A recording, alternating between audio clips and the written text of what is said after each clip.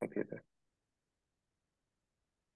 Okay, hello everyone. This is November 21st, and this is application performance team meeting. And we're going straight to the billboard. So we'll start with closed issues, and the first one is mine. This was refactoring how we name our diagnostic reports. So it made the naming a bit more cleaner and easier to parse. This is done and currently active on production, so I close this. The next one is Nicholas. Quick question about this. Are these actually running right now in production? Because we did turn it off at some point because there were too many of these reports. It's running on staging. On production, okay. This is turned off. Yeah, right. But I still run it on staging with 1-day cleanup routine on Google Cloud, just to keep it alive and catch every possible issue early on. So what would happen if we turned it on production again? Because eventually we want to look at production data, right? Nothing bad happened. We just have a pretty huge amount of reports being uploaded to the Google Cloud, and it has 1-day retention period currently on production. But it could be changed in UX in one click, so no big deal. So no immediate danger. We're just not running it in production to save some resources. Right. So what if we only want to like capture a certain kind of report for a certain number of nodes? That's not something we can do right now, right? Unfortunately not. No, unfortunately we could not do it right now because we will need either node-aware feature flags, which is not possible, or node-aware environment variables, but we are not also able to do this, unfortunately. So currently we could only disable whole reports, like individual type of report. For example, Gmail reports, you could disable it individually without disabling whole reporting framework, which I did. Right. Yeah, that might be an interesting follow-up to look into. Just do it, enable it on a certain node. But yeah, that's a different topic. Yeah. I'm just thinking because like with the JML reports, they are relatively cheap to produce and they're small in size. But with heap dumps, that's not going to be the case, right? Yes. It's not that big of a deal because we only produce them currently. It's not done anyway, but we would only produce them in an out of memory situation, like not like on a timer. Yeah, I know. Food for thought. Okay. The next one is by Nicholas, so we could keep it up until the next week. Actually, enable memory watchdog by default for Puma. Matthias, maybe you know something about this, or? Yeah. So Nicola was working on kind of streamlining all of all of these different memory killers that we were running, and the way I don't know, like it got really complicated with all of these different configurations. But I guess like the bottom line here is that we kind of want to make for a kind of a seamless transition for self-managed from Puma Worker Killer into the memory watchdog, which now has an RSS monitor. So it will never behave exactly like Puma Worker Killer, but I don't think that needs to be anyone's concern except for people working on GitLab. So basically what he was doing with that change was to make sure that if it's not configured specifically to be disabled, meaning it would fall back to Puma Worker Killer, we enable it by default. The idea here is that we want to move to the memory watchdog so where they can actually get rid of Puma Worker Killer. And if we were to leave it up to every single person running GitLab out there, this would just never happen, right? Because they would have to go in and change these environment variables. So we take a slightly more bold attempt here, which is to assume that our watchdog will get the job done well enough. I don't know, maybe even better. We'll see. So we enable it by default, and this then means the Puma Worker Killer will be disabled. So it's a mutually exclusive switch, but it will read the same configuration, which is the per worker max memory. Yeah, that's cool. The next one is for me. It's yeah, this is a little one. This one's about our metric exporter failing specs on macOS. So it was fixed relatively easy. The next one is from Uroy. Yeah, this was for the Ruby tree audit. I think last week this was in review still. It's been updated to 1.0.1 from 0.9 something. Nothing major changed, just some Ruby tree support, some improvements with performance, and that's about it. Nothing very interesting we can actually use. Good. Thanks for updating it. No problem. And the next one is also from Uroy. Yeah, this was a bug in the deployments API. This was kind of related to the previous one where I wanted to test if it worked with the specs, and then I found this low spec. Turned out that we actually, there was just a small bug with a one-line change where we tried to call a variable that did not exist, which caused a timeout. And basically, after 5 minutes, it would time out instead of just throwing an error. So fixing that basically fills it immediately and saves about 5 minutes on the spec and also in the code itself if you run into it. That's really cool. Yeah, thanks for fixing it. Okay, that's everything with the closed. Let's move to the verification. So this is from Nicola, and I will keep it as is. It's another issue related to this effort to streamline Watchdog and Boom Memory Killer. And let's go to blocked.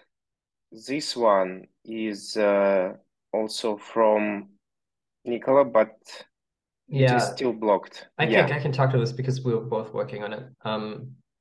So it is still blocked because I found another problem with memory use in GitLab Metrics Exporter, which looks like it is caused by a spike in sample volume emitted from the Rails app, which we didn't have. Well, we have metrics about metrics, meta metrics basically, but I don't think we have any alerts defined on those, so it went unnoticed. And I only found it because it resulted in a knock-on effect in GME, which was very high memory use. So it looks like, yeah, what happens is that every so often, not all the time, but every so often, Rails will generate an enormous spike in the amount of samples it emits for some time, like not for very long. I think it's just minutes, and then it drops back down.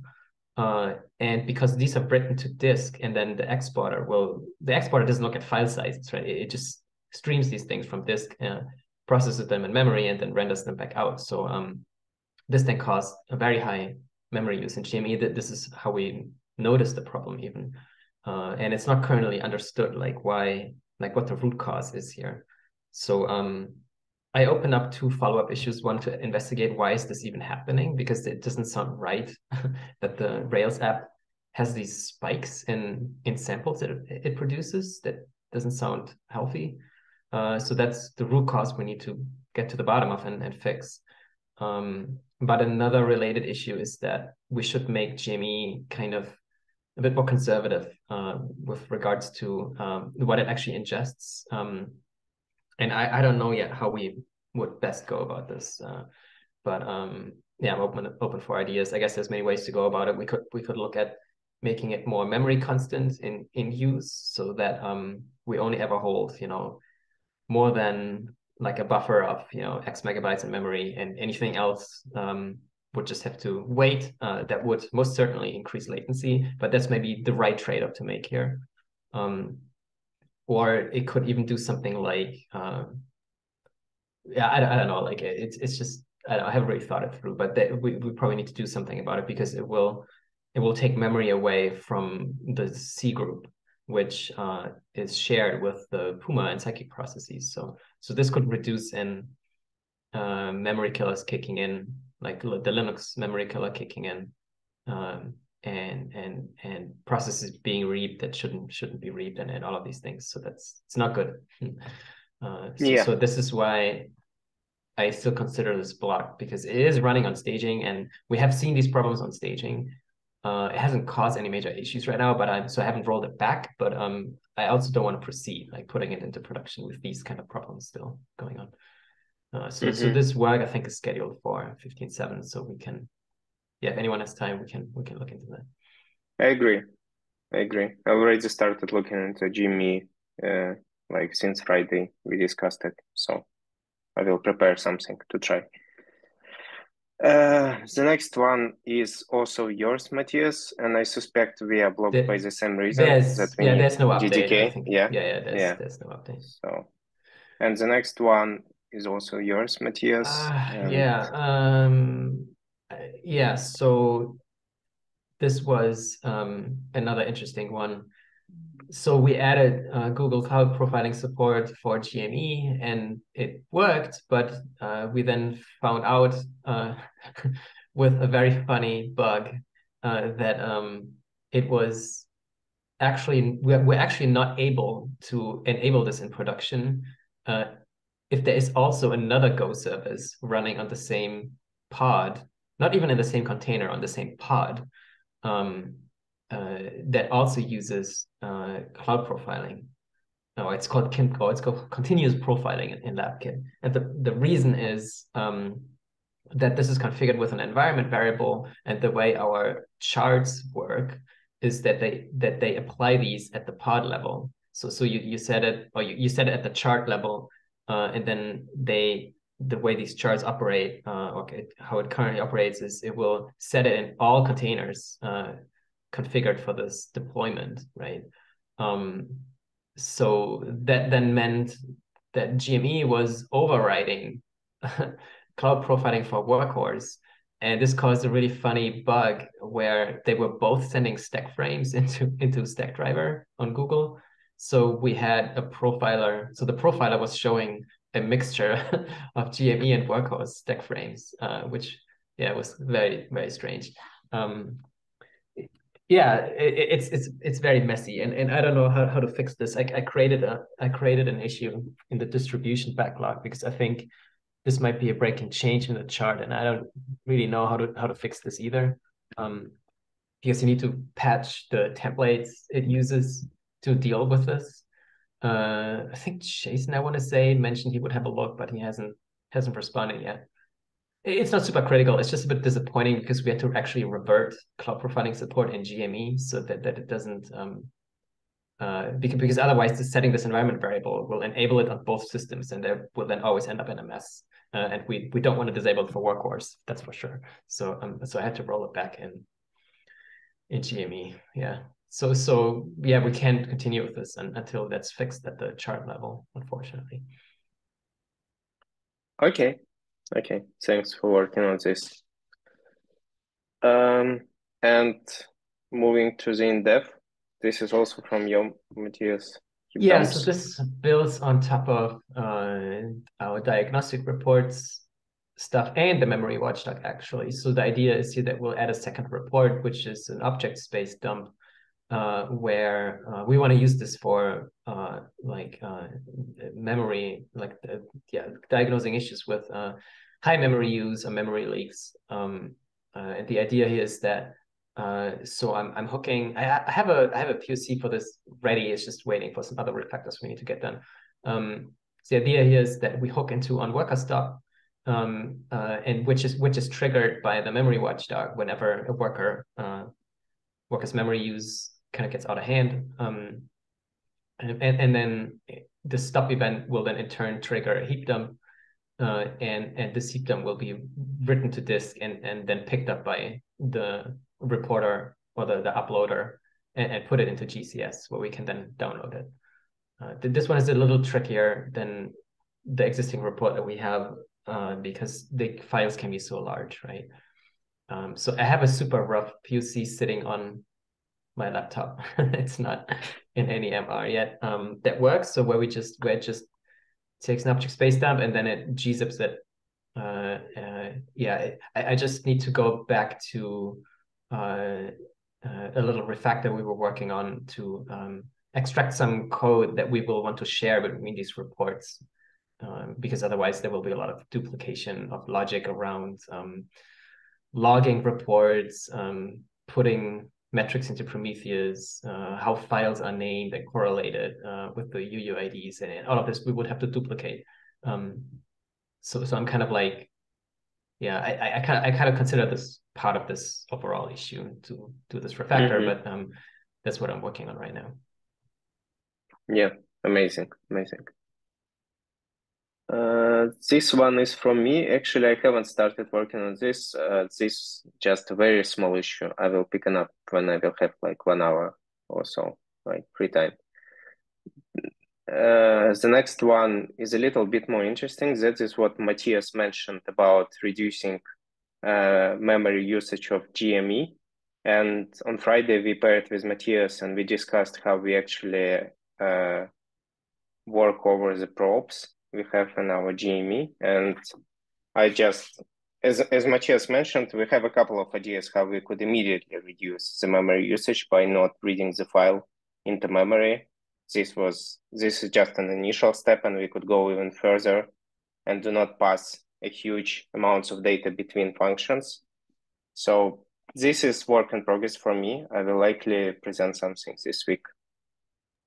Yeah, and I just want to say I brought this up super quickly, so I didn't spend a lot of time thinking about a solution. Even the title might be a little misleading, but the title should probably be reduce memory usage. Yeah, I think we should try to almost cap memory use, right? We kind of want to know. Yes, so yeah. I think we kind of, and then the question is, what is a reasonable cap? Like just from experience, having worked on this and having seen what it typically uses for like a typical production Puma heap, not heap them. Sorry, I'm like already too many different issues. for a production sample set from Puma, I saw 80 megabytes is totally reasonable. So I think that's a good aim. Like plus minus 10, 20 megabyte. That's fine. 80 megabytes. I don't think it needs to be more than that. And I think, yeah, the title is a bit misleading because, of course, we need to buffer them in memory. What I meant to say was here, is that we should not allow this to grow in some kind of unbounded fashion, right? And it currently does. Sure. Because we do not pay attention to file size and the total volume we process, and for reasons of latency improvement. And because it worked fine with the sample data sets we had, even those from production, it created buffers that were very large in memory, basically the size of a single process sample file, which in this case could have been or was in the region of like 40-50 megabyte, but what we were seeing in production the other day, there was like hundreds and hundreds of megabytes of samples in a single file, so for a single process. So apparently those can get, we just assumed here that they would never be larger or much larger than this, that this was kind of naive, but so we need to make sure that like this content length, like this, we need to cap this somehow, and then make sure that we copy it chunk by chunk, but then also what you pointed out last week, we might have to check, because if we then still hold on to this data in memory until everything is parsed, then we still have all data in memory. So we need to see if we also might have to change this even further to emit, to release memory more frequently, right? So that we emit smaller chunks and then render out groups in the renderer. It's a tricky problem to solve, this one.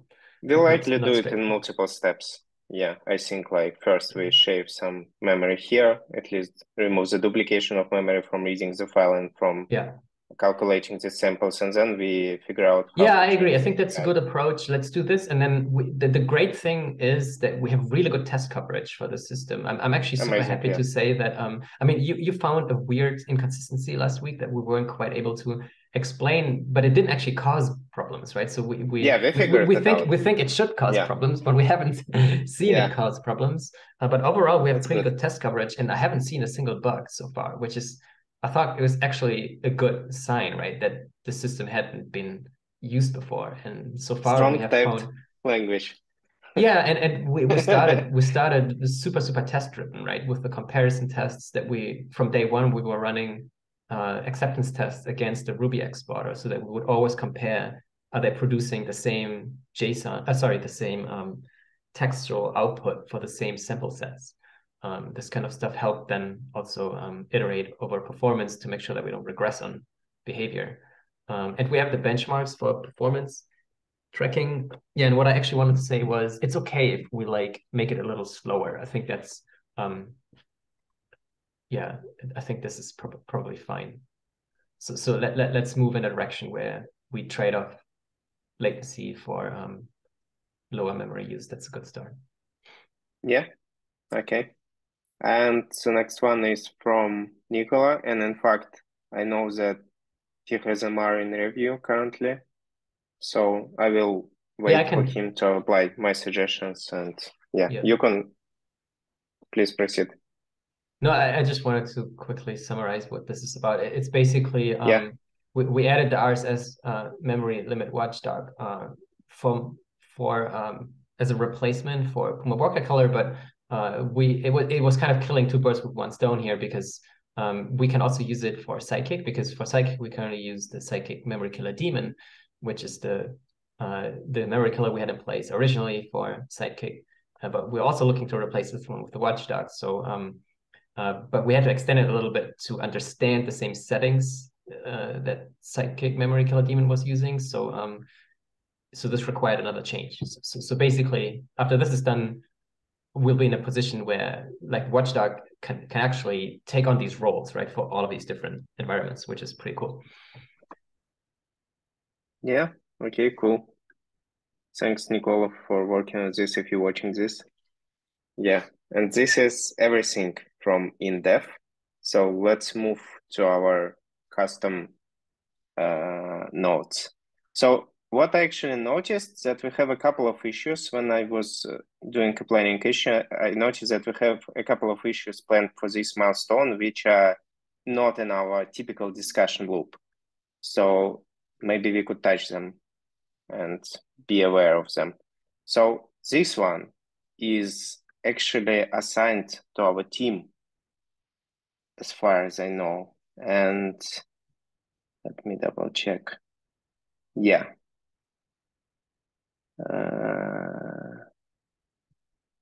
But why was it assigned to our team? That's an interesting question. So we have because it's Redis. Yeah. And, yeah, Redis. Yeah, of course. Yeah.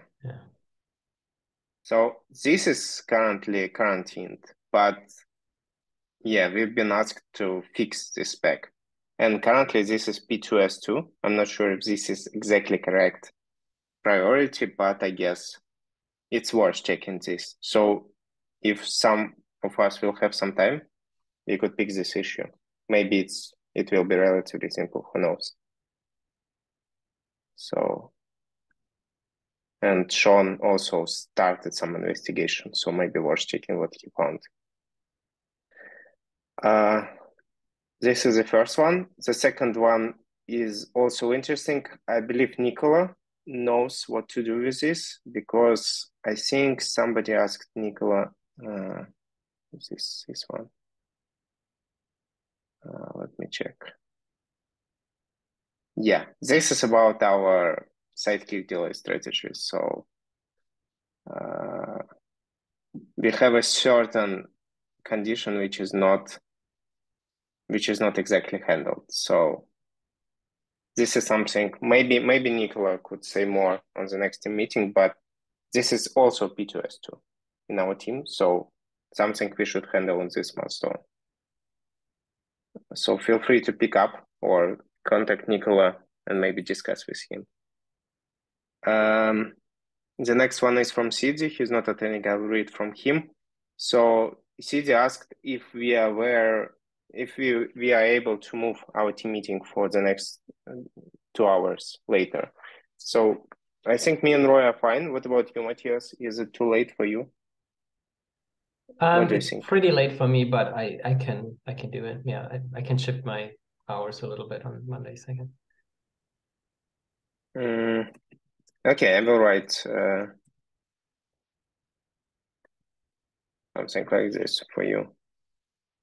Maybe they will adjust. Maybe 1 hour and a half or something like this would be the best solution.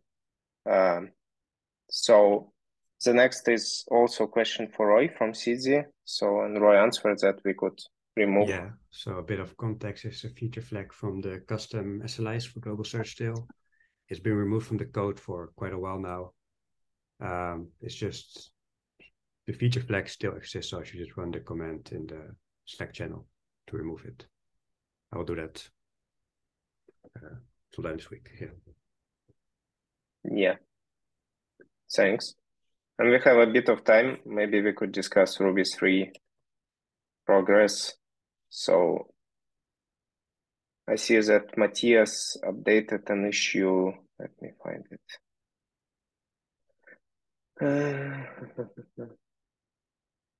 Is there anything else you want to mention before we step into Ruby 3? Is there anything regarding Ruby 3 you want to mention? Well, maybe one thing about the other things, it feels like there's a lot of like P2s piling up, and there was another issue that we were asked to work on. Which one? I forgot what it was. I think it was also something Redis related. That was put into 15.7 that kept being delayed. So should we maybe talk about who will work on what? Because otherwise, I'm not sure these things will get done. Yeah, it's too bad that Nicola isn't here, but I think it's usually better to assign people to these things because otherwise they just like Kent's gonna kick down the road. I talked with CC about the Redis ACLs during our last one-on-one, and I could work on this milestone. Okay, cool. Okay. So you can assign it to me if you want. Sounds great. Thank you. I think if you want to discuss the previous issue regarding assignment, so I think sidekick delayed strategy would make sense to assign to Nicola, but maybe he will decide that he's too busy and I could pick up the spec if you want to. Yeah, I mean, I can also help with something. I was actually thinking the sidekick thing. I remember this being quite complicated. All of these different delays that we inject and jobs being all these retry strategies and stuff. It was super complicated because then it changes the database handling strategy, right? Basically based on what has happened basically before. Should it then go back and go with reads writes to the primary, or is it okay still to go to secondaries and stuff like that? I guess like this is one of these areas where I'm just a bit afraid there's a lot of tribal knowledge stuck in Nicola's head. So I think we probably need Nicola to drive this, but it would probably be good if we pair on this. But we can suggest that when he's back in. So maybe one of us can pair with him on this issue. Okay. So do you want me to assign you and Nicola for now and to just have somebody assigned? So that's fine. It would not stay unassigned. Okay.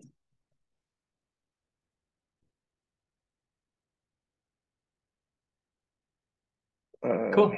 Yeah, Ruby 3, there aren't any big updates. Well, we should say we made really great progress on the audit. So this last push that Tong and CZ facilitated, which I'm grateful for, it was very effective. So we have and thanks you of course as well for going through the sheet and picking up anything that's not assigned and all of these things. So we're at 97% review done rate, which is great. So review done means it got eyeballs basically, and there was a decision being made whether the dependency that we use is Ruby 3 compliant or not. It doesn't mean our dependency footprint is 97% Ruby 3 compliant, unfortunately, because often we find there is a problem and then we break out a follow-up issue, which then gets addressed later. So those that are currently flagged as still needs to be addressed is 20% of the whole set of dependencies.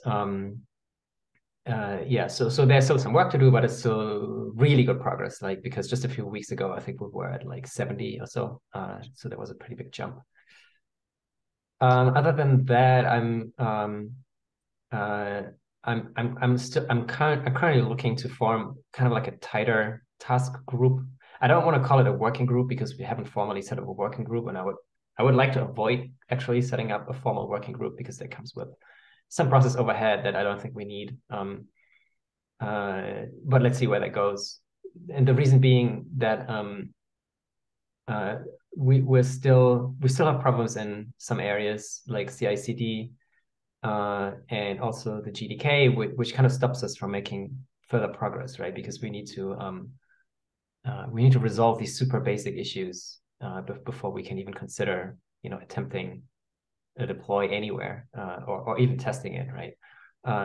In terms of manually testing it against the Ruby 3 base environment. So, and we've accomplished a lot asynchronously so far, but I feel like we're at a point now where it would be useful to have regular check-ins and have DRIs on all of these different teams that we know we can reach out to directly, right? Kind of improve the efficiency of the communication a little bit as well. Yeah, I mean, because like one example, for instance, was the whole GitLab Ruby thing, which has been going on for probably 9 months or so, where it's still not clear to me if is this Ruby 3 compliant, or do we need to make changes? I know we're still going to have GitLab Ruby around for a while, but that might not be a problem, right? If the things that remain are Ruby 3 compatible. So sometimes these kind of nuances, I don't know why, but some of these nuances get a little lost in the issue communication, and there's so many issues now that's also tricky to have a place where you can actually see everything that's going on. Yeah, those are the reasons. Yeah, thanks. The pre-release checklist as well was a very small attempt at it's a good clarifying place where everything is. Yeah, it's very high level, of course, but I think these are really kind of the critical, like these things need to happen, right, before we can even think about. And unfortunately, I don't think any of them are fully done. So I feel like there's a bunch of areas where we're at like 98%, but we just have to get it done fully so that we can move on. Okay, let's keep an eye on the channel on these issues and on the epic. So if there is a chance we could jump in and help to move things forward, let's do it. So